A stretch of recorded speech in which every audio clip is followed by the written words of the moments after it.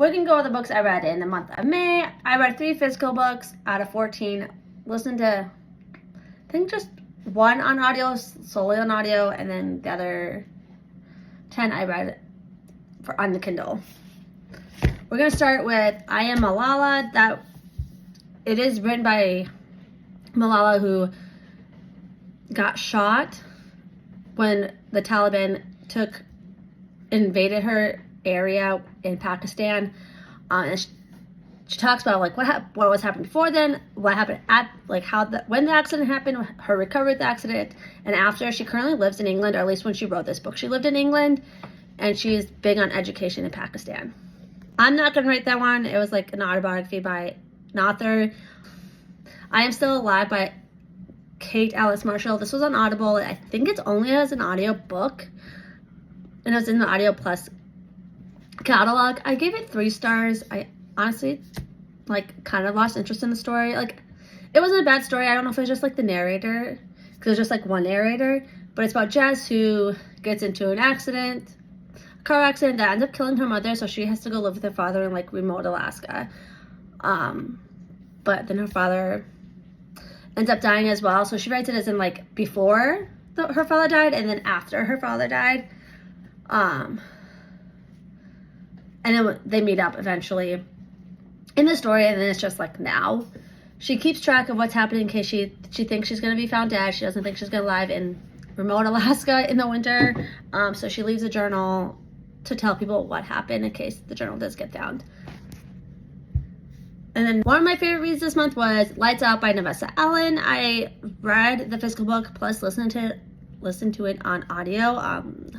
If you haven't read it yet, the audio was great. I think I listened to more on audio than I read the physical book. I gave it 5 stars. I'm super excited for her next book that comes out this month. The next book I read was Mixed Signals by B.K. Borison. This is her 3rd book in her Love Light Farm series. This one is about Layla, the bakery owner, and then Caleb, who used to be a cop, but now is like a substitute teacher working, or it's a teacher. I think he's just a Spanish teacher at the local high school. I liked this one. I give it 4 stars. I feel like the books just get better as they go along. But like Caleb and Layla both decide to like fake date because they're like, why can't we keep dates? Like, why does everyone we meet just not work out? So they fake date in order to like get feedback from each other of why it's not working out. And then I read Tangled Up in You by Christina Lauren. I know it's about Rapunzel, like kind of Rapunzel, like spin-off or something based on Rapunzel. I read it within like a day, but like 3 stars. I didn't think it was like super great story. It's about a girl who lives in like a farmland. Her parents are very like, we don't do technology, we don't do that. And finally at 22 years old, she convinces her parents to let her go off to college. So she goes off to college, she meets like people there, and people just like really like, you don't know what her phone is and stuff like that. And then for one of her classes, she has to submit her DNA. I think it was like volunteer. Like, I don't think it was like necessarily like required to see who she has for family. And because she wants to know, because she is like, all she knows for her family is her parents. And then it comes up with like, she has a father somewhere. I think it was in Atlanta. And she's like, what? Like, what? Like, why do I have a relative in freaking Atlanta? So Fitz goes to, I think, Nashville.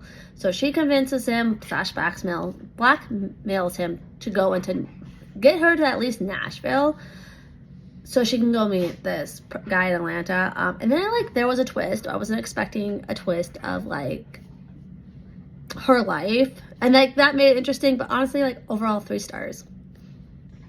I read Face Off by Chelsea Corto. I have heard so many good things about her books on TikTok lately that I had to check it out, and they said it's no third out of breakup, so I had to check it out. I like this book.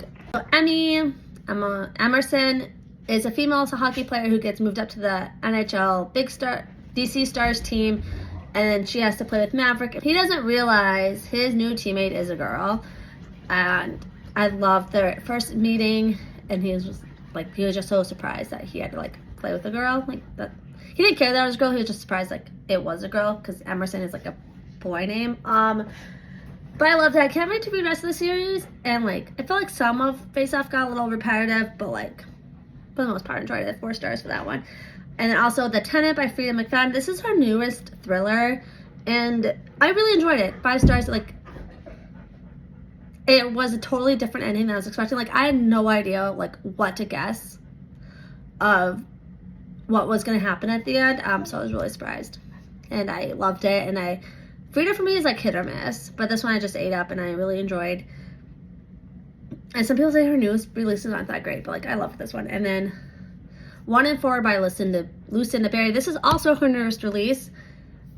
I have read several Lucinda Berry books, and I feel like I can always usually predict what happens. This one totally, like, the ending was not what I expected. And I would say this is probably one of my favorite books of hers that I have read so far, because it was just like, it kept me guessing. Like, I was totally wrong about that. Although I would have to say, if you have, it is really like heavy, like emotional heavy. Because it talks about like unaliving yourself a lot, and drug use a lot. So I'm just like, you know, keep that in mind if you want to read that one, because it's a lot. But 5 stars for that one because I really enjoyed it.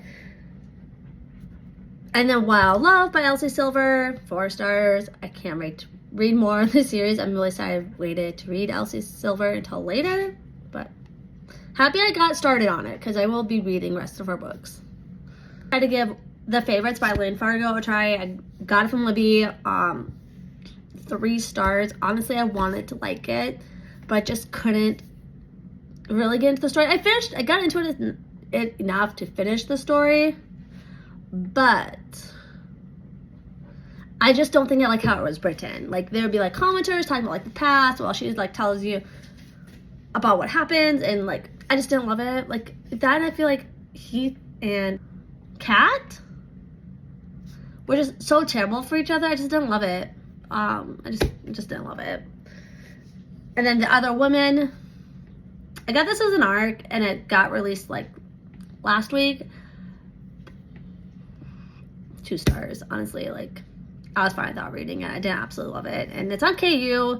It's about someone who works at a publishing office, and then she ends up, her New York publishing office and the Chicago office like merged together. So some people from Chicago moving to New York, and then she ends up falling like for Jane's husband, John, who is like, he doesn't do like editing stuff like Sarah does, but he's something like creative control or something. And honestly, like, I was kind of bored with the story. Now on to the physical books. Somewhere in the City, yes, absolutely loved this book. 5 stars. I read it within like a day. It's not that thick, but absolutely loved it. Shield of Sparrows by Devney Perry. This is her newest fantasy release. I think this is her first fantasy book ever, and I really enjoyed it. This was gonna be for June, but I got the ARC copy of it, so it ended up being May book. 5 stars. And if you haven't read it yet, I highly recommend it. I absolutely loved it. I also read This Feeling by Kelly Elliott. I got that as an ARC as well. 3 stars. Like, it wasn't bad. I just felt like some romance novels work really well once under 300 pages. Some of them don't, and this was one of the ones I just didn't think that worked that great. I feel like it moved so fast between like time that I didn't get everything that I wanted. But I enjoyed it. Takes in Moose Village, small town like New York. Declan comes back from the Marines. He moves home because he's after 17 years he didn't want to re-enlist. And then he sees Harper, who he's been pining for like forever. But she's like 4 years younger than him, and she was dating his younger brother Sean, and like he was like, I gotta leave. I can never come back and visit if they're together because I can't see that they're together like 5 years. Sean and Harper have to like fake date to get Sean's mother off his back about who he's dating because he can't tell his mom to mind her own business, and the mom is just constantly in her kids' business.